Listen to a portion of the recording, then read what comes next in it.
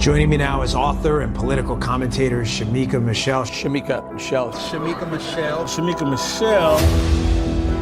When God looked at man, he said it's not good for man to be alone. He gave him a woman. He didn't give him a village. He didn't give him the community. He said, be fruitful and multiply to this man and this woman. So it's supposed to be God, husband, wife. If you always do what you've always done, you will always get what you've always done.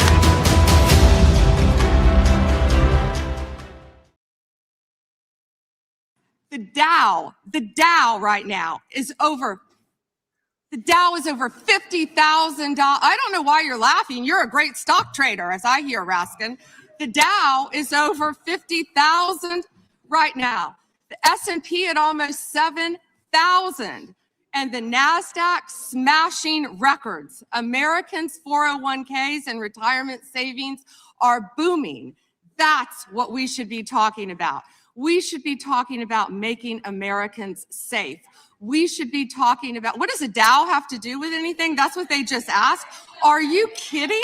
Mr. Jordan, Mr. Jordan. Committee? The Dow.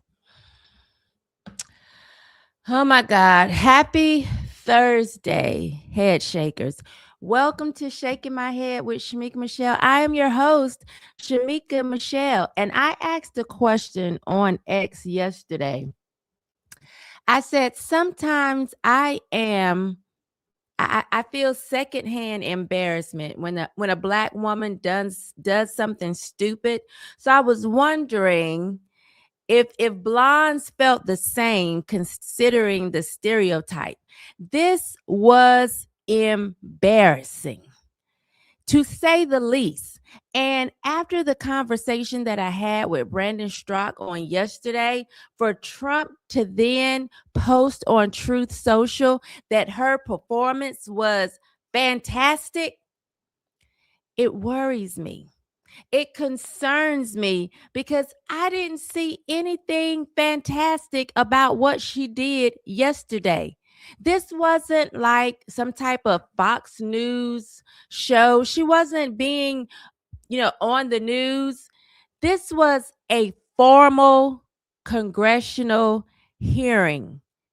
And this is the performance we got from Pam Bondi. This was a pure blonde moment. Sorry, blondes. Sometimes people say I'm blonde, but this was a pure blonde moment because I don't understand why she felt like this behavior was okay. And it wasn't just that clip. There are a lot of clips. And I'm assuming because they are pretty much viral now that most of you have seen them. I don't have to play it all for you. But just that one moment, I was laughing with a friend of mine this morning. And I said, for every time someone expects me to be held, to hold myself accountable, I'm now just going to say the Dow is 50,000. That's going to be my line now from now on. And when she said, I don't know why you're laughing, I was asking myself, Shamika, why are you laughing? Because it's truly not funny. This isn't partisan theater. It's not cable commentary. This was institutional. This was official. We expected some type of trust. This is exactly what we were talking about yesterday. Our faith in the politicians, it's diminishing. I expect Pam Bondi, as the Attorney General of the United States of America, to carry herself with a certain level of professionalism, and we just didn't get that. It was Jasmine Crockett without the eyelashes. Jasmine Crockett without the vulgar speech. It was still buffoonery. And this is why so many times I have said I would give up my right to vote as a woman to just take the right of someone else's, because this was embarrassing. This was embarrassing. Let me give you just some details for those who missed it, for those who are not on social media all day, every day. Let me tell you what this was about. Pam Bondi was called to testify about the Justice Department handling of the Jeffrey Epstein files. We have talked about the Epstein files in passing on Shaking My Head a few times. I assume most people kind of know what's going on, but the thought is, or the allegations are, Jeffrey Epstein, along with his accomplice, Ghislaine Maxwell, were trafficking, assaulting, raping young women. I know that I've heard while they were in court, I think the youngest one that I've heard about was 14. But when we look at the emails that were released with the Epstein documents or Epstein files recently, we see them discussing children as young as, I think, 11 years old. And those are the ones that I've seen. So she was called to testify about her department's handling of the Epstein files. They pressed her on how the DOJ released Epstein related documents, why so many pages were heavily redacted, whether certain names were improperly withheld. And there were reports that some victim information was exposed in the release, whether the department met legal transparency requirements. And we were looking for some sort of clarity. We were looking for answers because for most of us, this is a big deal. Remember on Monday when we talked about how the world is still going on after the release of the files, and it was my assertion that someone should be questioned at the very least. I don't believe that you could be trafficking young women and it's just between Epstein and Maxwell. Who else was involved? Who are they trafficking these girls to? A lot of these women, they're women now, say that they were given to CEOs of large corporations, important people. Who were these people? It has to be someone. I just don't think Maxwell and Epstein was just doing this between each other. That she was finding these young girls, they were paying them a couple $100 to come and give him a massage with the happy ending. I just don't think that was the limit of that. You know, if you believe that, I don't know what to say, but I don't think that was the limit. So to have her testify, Pam Bondi, who was also in charge during a period of Jeffrey Epstein's reign, to have her testify, I just really hoped we would get some clear, serious answers. Instead, I feel like all we got was buffoonery. All we got was political theater. And I don't think it's funny considering the nature of the concerns. We're not talking about grown women who then, felt like, oh, they said they were going to give me a career or make me rich, and they went back on their word. So I'm just going to cry sexual assault. We're talking about young girls. A lot of these women were extremely young when these things were done to them. So for her to be sitting there so arrogant, not answering the questions, insulting people, dodging the questions, it's really disappointing. And for blondes, it should be even more disappointing. For women, it should be even more disappointing. It's embarrassing that this is what we get. You know, and for so many women, you're already claiming, it's feminism. We should be in the same spaces as men. Really? With that type of behavior, we didn't get any clarity. We got defensiveness. She was completely defensive the entire time, as if she was at Epstein's house herself. You would have thought her name was Pam Maxwell, as defensive as she was. We got a lot of combative exchanges. Now, you can say all day long that the Democrats didn't care before and now they care. And so you feel some type of way that now they want answers. But this isn't even about the Democrats. There are so many people on the right, so many concerned citizens who want answers. And that's just the bottom line. We got frustration. And as I watch the fallout from yesterday, there are concerned people on both sides. This isn't just about the Democrats trying to have a got you moment. This is about people saying, hey, this doesn't look right. Jeffrey Epstein killed himself in prison. Ghislaine Maxwell is now locked up. There had to be others involved, and we want answers. This was Pam's opportunity to restore some type of public confidence, and she blew it. She blew it. And the fact that me and Brandon were just talking about this yesterday, how we are so disappointed in the politicians, in the administration, which is so different we felt from Trump's first term. This was her opportunity to restore public trust, and she blew it.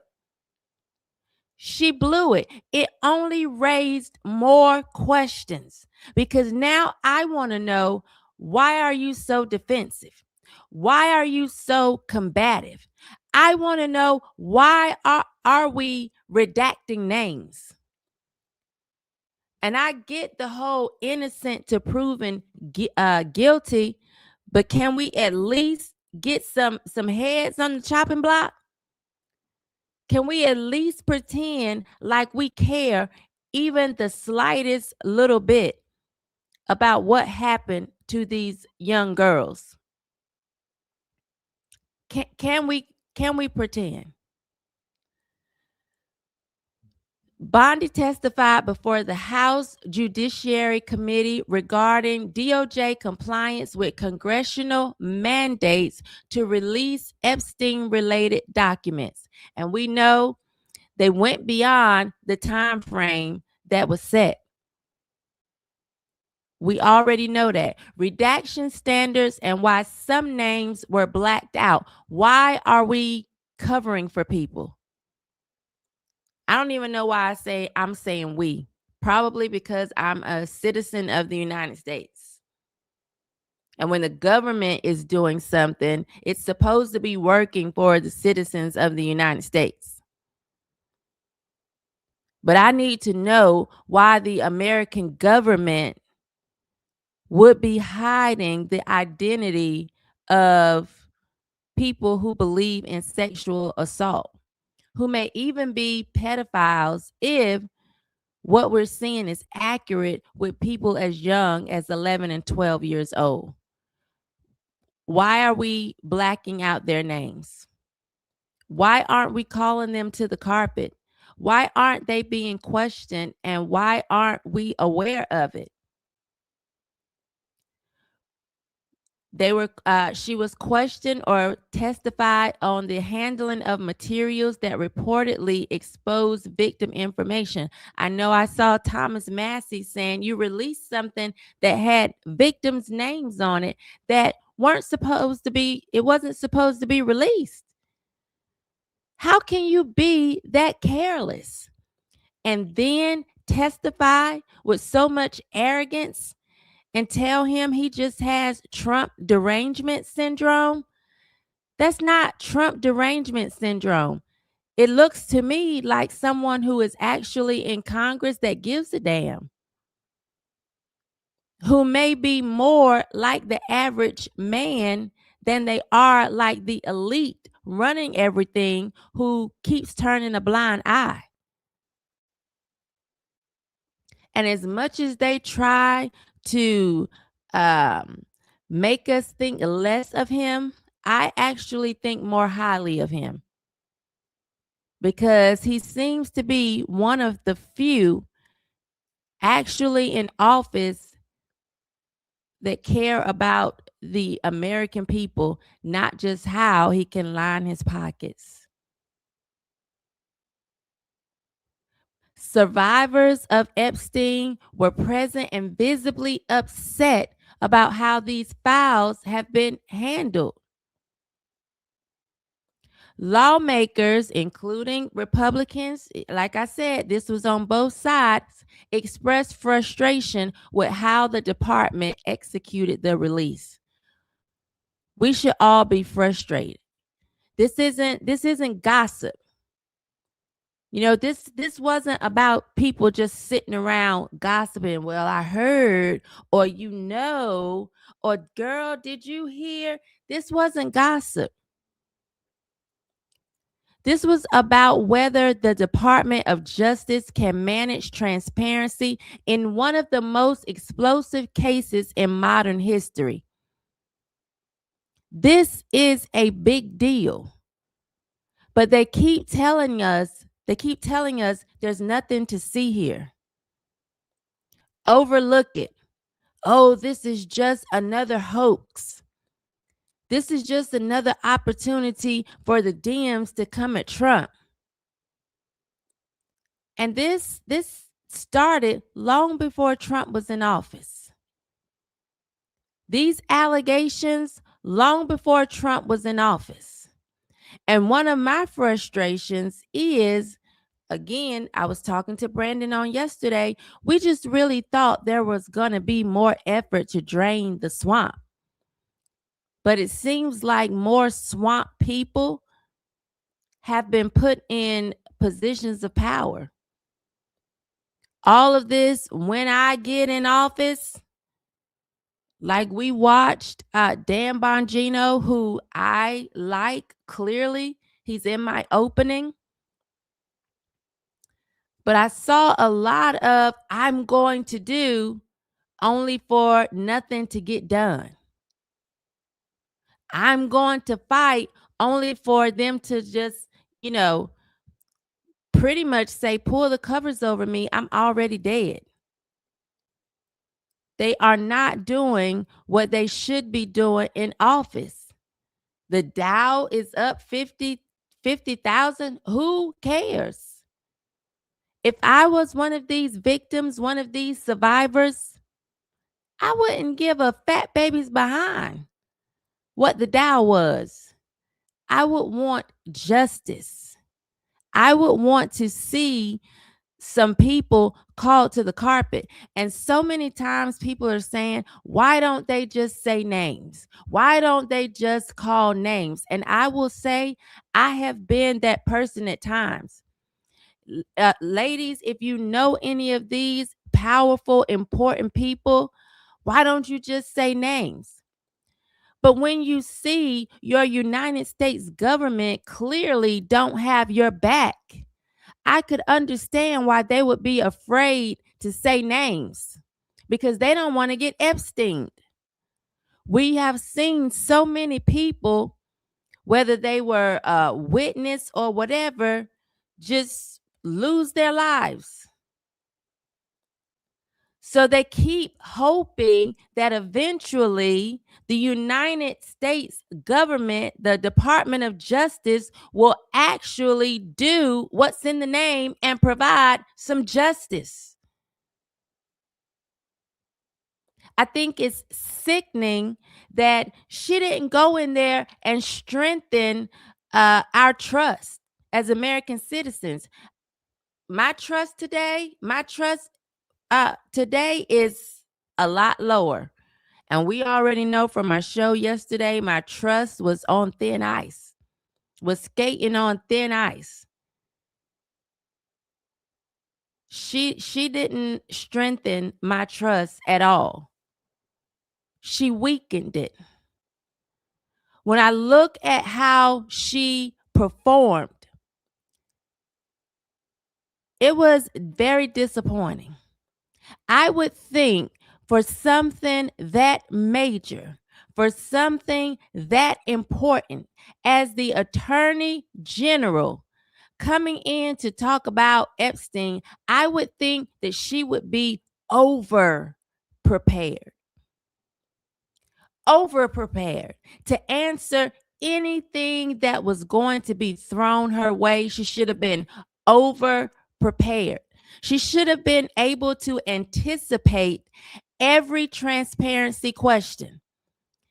I remember when I was working at the school, I had a boss who very plainly, when he came in, he was the principal, he very clearly said, look, I want y'all to anticipate what I need to do this job effectively.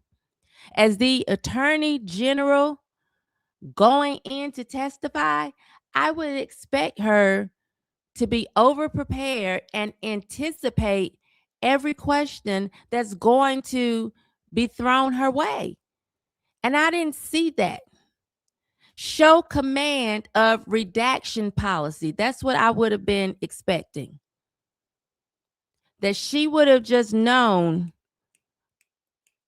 off the top of her head and been ready for it. Instead, you can see her flipping through cards.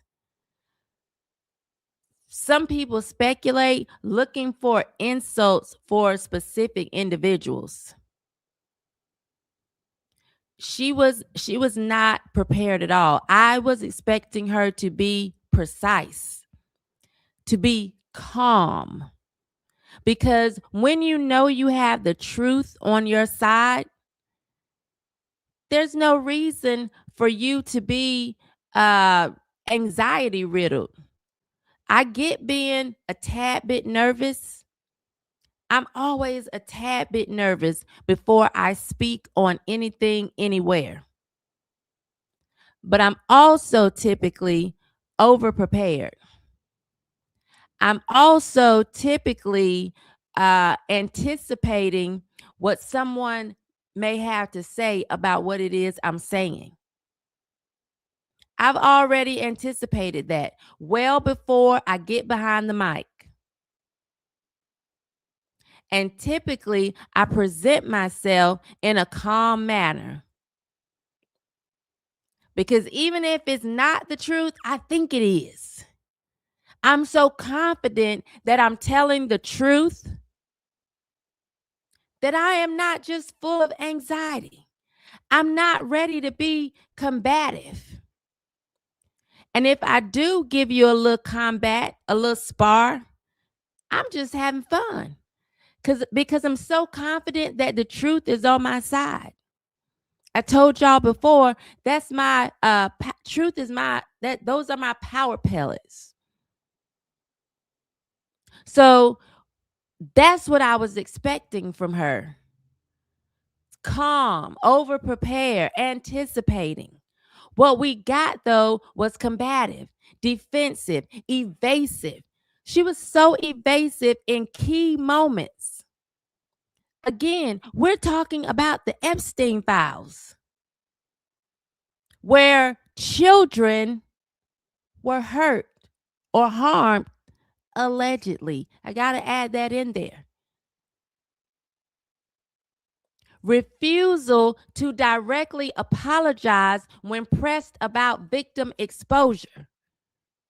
And I know so many times we hear women hate to apologize, but I just think when you're the Attorney General and you released victim names and you weren't supposed to, the apology should be quick. The apology should be sincere. The apology should not have to come. It shouldn't be like, It shouldn't be hard. It shouldn't be like pulling teeth. And Trump, her performance was not fantastic. It was buffoonery. It was foolish. The refusal to apologize, in my opinion, is very important, and it says a lot. Because when you are in these hearings, optics matter. And the optics of this were piss poor.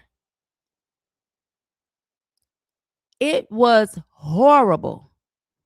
It did not make women look good. It didn't make politicians look good. It didn't make Trump look good. And as an American citizen, you're put in place to represent me. You didn't do a good job, Pam Bondi. This was your big moment and you blew it. And for everybody rushing in to say, oh, like she owned them. She didn't own them at all. She wasn't even prepared to own them. When you're defending transparency, you shouldn't be defensive about transparency.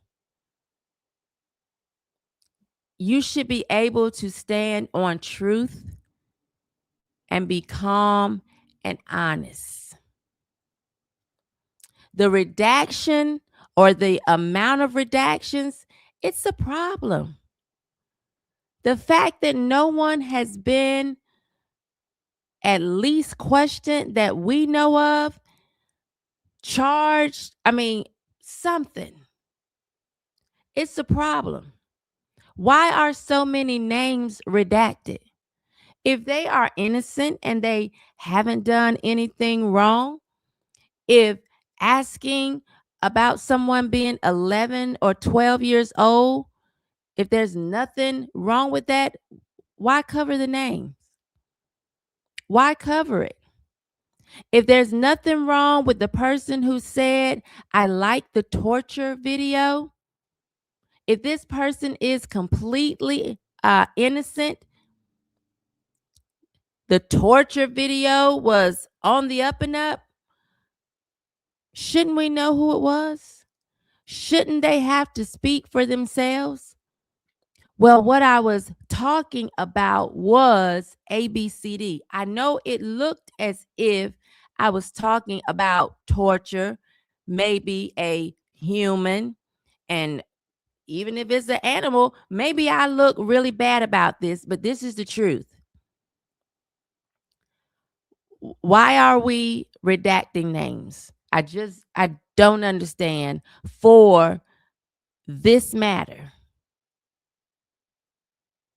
It makes no sense to me. What standards are we using? That's important. What are the standards? Do we not care that young girls were harmed? What standards are we using? What are the legal justifications for withholding the names of people talking about your littlest girl was a little naughty? What does that mean? Why isn't someone being asked about that?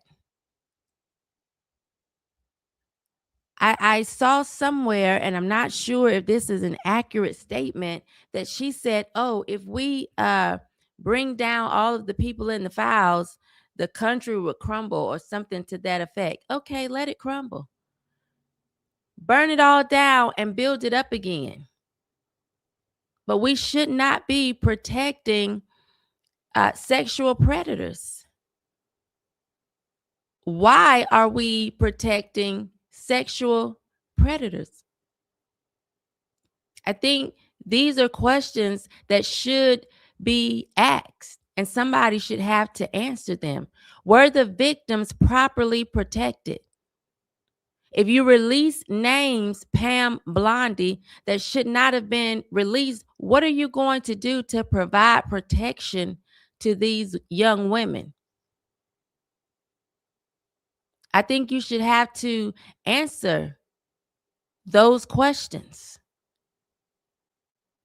Because when you don't, suspicion grows.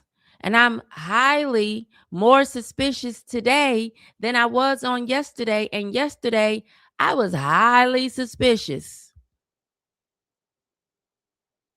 The defensiveness is something making me go, Not only the defensiveness, but then people applauding you for a piss poor performance. I think this was your big moment and you blew it. Transparency is not just about releasing documents. This was about building some confidence and you blew it. And it's not okay. Anybody pretending like it's okay, I'm concerned for you. I'm concerned. And as we were talking on yesterday, Brandon Strzok and I, as someone who walked away from the Democrat Party, though I remained unaffiliated on paper, I have to say I look towards the Republicans to actually clean up some corruption. Maybe I was naive. I understand the whole two separate wings on the same bird. I get that whole thing. But I feel like Republicans campaigned on cleaning up corruption. So maybe naively I believed them, but they campaigned on cleaning up elite corruption. We're always hearing Republicans talk about equal justice under the law, but we're not seeing that. I feel like Epstein got away with way too much for way too long. You always talk about transparency, but we're not seeing it. And it's frustrating because now we have a Republican attorney general who got very defensive during an oversight on the Epstein files. That matters. There's something wrong with that.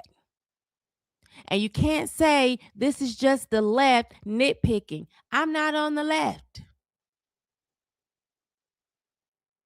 I'm not just nitpicking. I am demanding some type of standard. And I think we all should be demanding a standard, and that standard should be consistent. I was saying how on Monday we pick and choose who has to have a certain standard depending on what we like. If they're on our side, if it seems like they're on our side and they're going to more push policies that we agree with, we'll turn a blind eye to some stupid things that they do. You're going to say something else.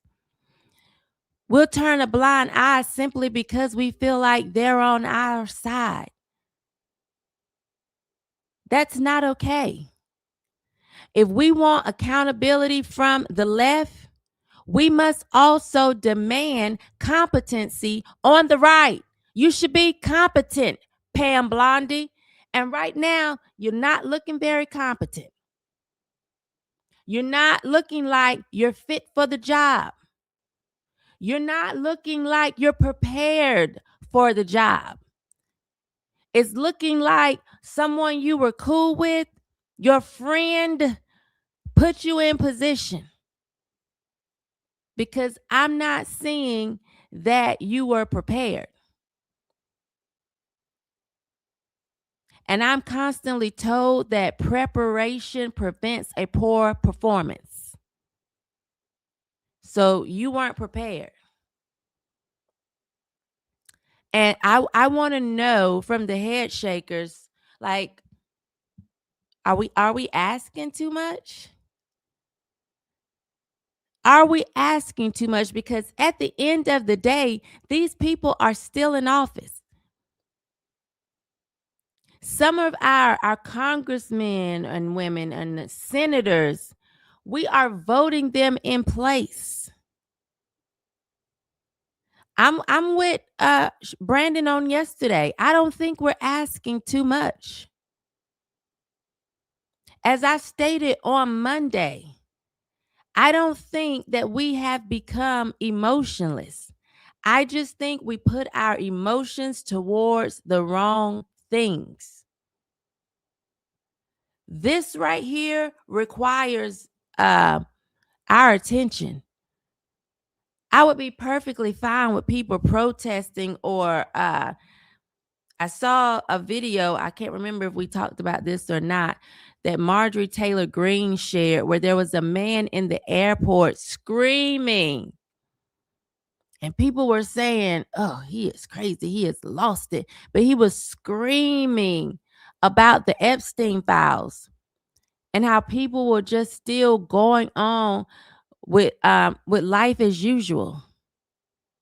I think this demands our attention. Demanding that they have standards requires our attention. And I'm perfectly fine with our emotions following that. Because I don't think that it's just Pam Bondi, Blondie, who is underperforming.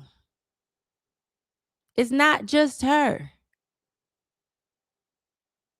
I think we are witnessing some institutional dysfunction right now. And I am flabbergasted at what I'm witnessing. As someone who traveled the country trying to do my part to rescue America, I'm flabbergasted. This isn't just her that's failing right now. She's not the only one failing. This is her and everyone supporting the failure. It's clear across multiple departments. Kash Patel can't even see straight to bring the FBI to where they need to be. It's a joke. And I'm feeling like the American people, we are beginning to be the butt of the joke. We get out here, we campaign, we talk to people.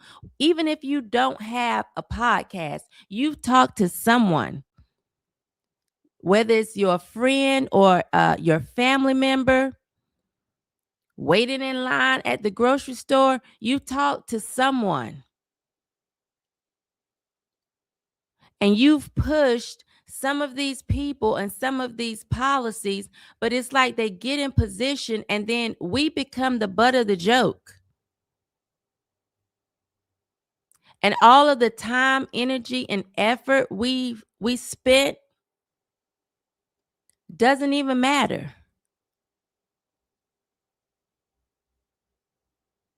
And I think trust of the American people, it's fading. And everybody pretending like they don't see it. I don't know what to say. I don't know what to say. But her performance was not fantastic, President Trump. With all due respect, it wasn't fantastic. Now, I don't know if he was distracted, didn't get to pay attention. Maybe he was entertaining Netanyahu. I don't know. But that performance was not fantastic. And we have to stop pretending like, oh, someone was owned and that's good. a fantastic performance, President Trump would have provided a clear explanation of redaction criteria. That would have been a fantastic performance. A transparent timeline for future releases would have been a fantastic performance. Acknowledgement of any procedural errors would have been a fantastic performance. Admitting what you did wrong, directly apologizing to the victims would have been a fantastic performance. Readily apologizing to the victims, that would have been a fantastic performance. Measured tone, not being insulting, not dancing around the questions, not getting upset with the questions. That would have been a fantastic performance. Showing that you were confident with the truth or the facts, that would have been a fantastic performance. I think most of us could have gotten behind that. We didn't see that though. And we need to be clear. Oversight hearings are not about winning arguments. They are about restoring trust. Oversight, they're overseeing. And I just don't think Pam did a good job. Pam Bondi did a good job in restoring some trust with the American people that we're going to get to the bottom of this Epstein case. That we don't have to be overly worried about young girls being sexually preyed upon. That was her big moment to restore some trust, and she blew it. She was clueless. She's not just in charge in Florida. She is the Attorney General of the United States. And she was clueless. And it showed. And the internet is forever.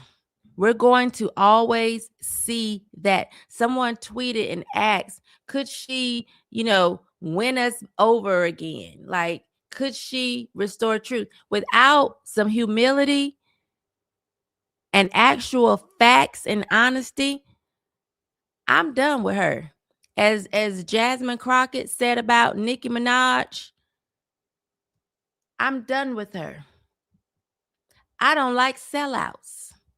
And clearly, she has sold out to something or someone. It's clear. The stakes are really high right now. This was a high stakes moment and it didn't land. This was really bad.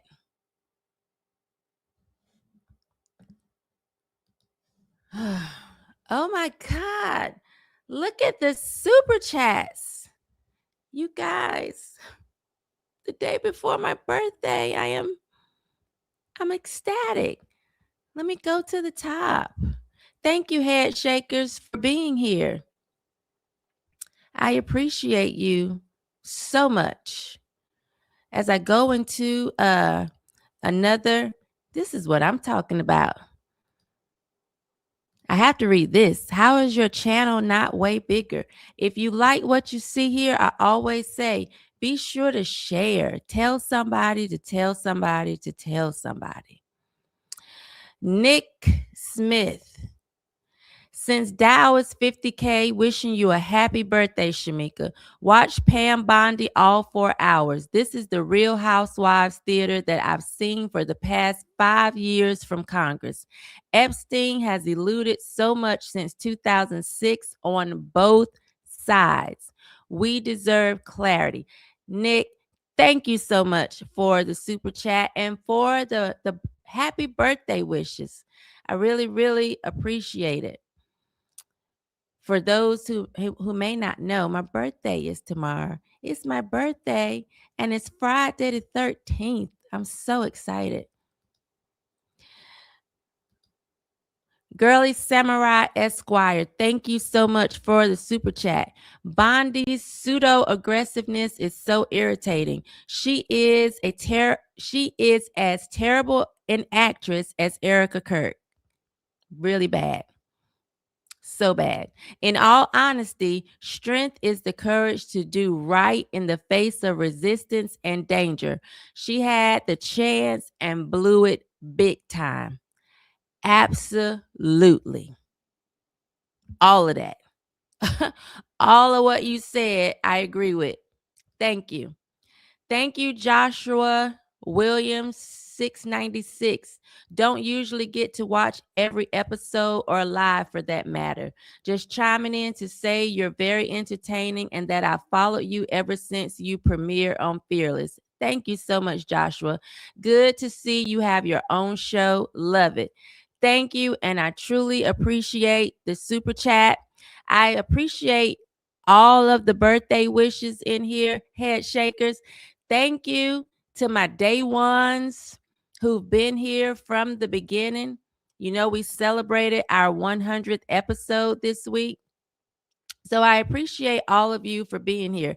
Jerry Coleman, thank you for this super chat. I really, really appreciate it. Carl says, happy pre-solar reunion, Mika. Thank you so much. It's my birthday. And you know that today is Thursday, which means today is our Friday. But if you miss me a whole lot, I am supposed to be on Harmony with Jason Whitlock tomorrow discussing this new movie that came out, Relationship Goals. Producer, Pastor Mike Todd. I don't know, y'all. We got a lot of pimps in the pulpit. And I'm just going to stop there. Anyway, thank you all for joining me today. I will be back here on Monday shaking my head about something else. You know, I do have a doctor's appointment Monday. I cannot remember the time. I have to see the hematologist. So if I'm not here Monday, it's because I scheduled my appointment at the wrong time. But anyway, I will be back next week shaking my head about something else. I wish you all a happy Shamika Michelle's birthday tomorrow, Friday the 13th. If you celebrate Valentine's Day, I'm wishing you a happy Valentine. I am hoping no one here celebrates Galentine's Day, because I think that's just very pathetic, no matter how you slice it or dice it. Unless maybe you are a widower and you're getting with other widows or something, you know, because it's a sad day and you're trying to make it happy. I don't know. Otherwise, Galentine's Day is for losers. Loser. Anyway, I love y'all. See you next week.